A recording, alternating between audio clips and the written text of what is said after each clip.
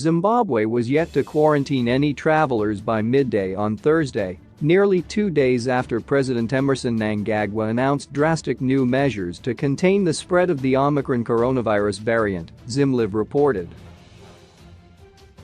Checks with port authorities at the Joshua Mkabuko Nkomo International Airport in Bulawayo, the Robert Gabriel Mugabe International Airport in Harare and Beitbridge border post revealed that visitors and returning residents were still being allowed to proceed home instead of being taken to quarantine facilities for 10 days, as decreed by Mnangagwa on Tuesday.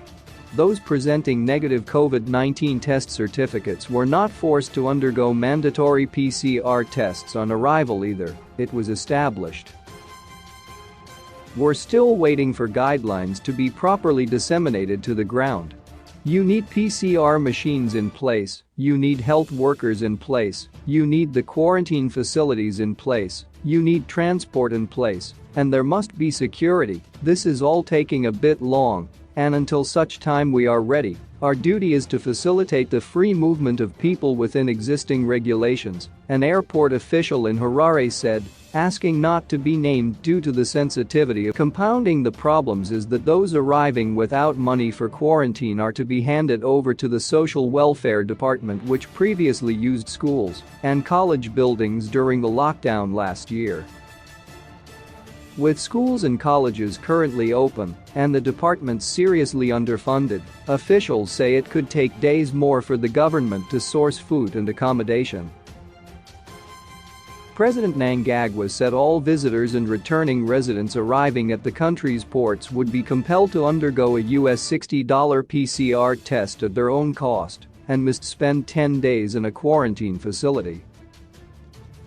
The measures were with immediate effect and would be reviewed on December 13, he said during a televised address on Tuesday afternoon.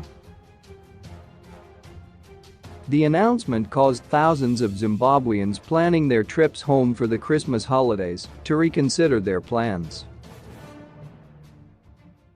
The government did not publish a statutory instrument to make Mnangagwa's directive law until after midday on Wednesday, as border officials continued to allow Zimbabweans through. Even after the regulations were published, there was no preparedness to immediately implement the mammoth task of quarantining thousands of travelers, which many civil servants in health and immigration believe will be impossible to carry out. At Beitbridge, police and immigration departments are reportedly concerned the directive will fuel illegal border crossings and possibly lead to massive congestion and crime.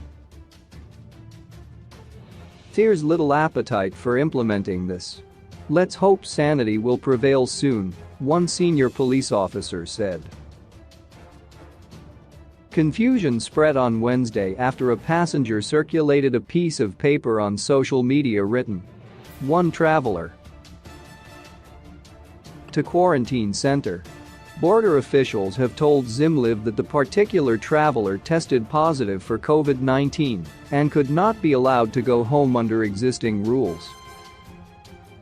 Zimbabwe's drastic measures are out of step with the regional response to the detection of the new variant by South African scientists last week. Officials so far say there is no evidence that Omicron is any more virulent than existing coronavirus strains.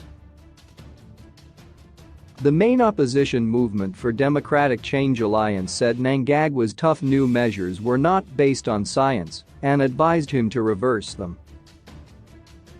Section 68 of the Constitution requires the government to make lawful, reasonable and fair administrative decisions.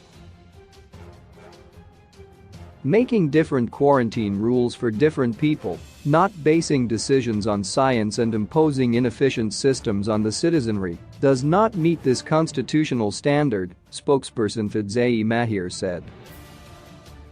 She added, imposing unscientific, irrational, outmoded quarantine rules which apply to us and not them is a slap in the face to the tourism industry and effectively means our borders are closed.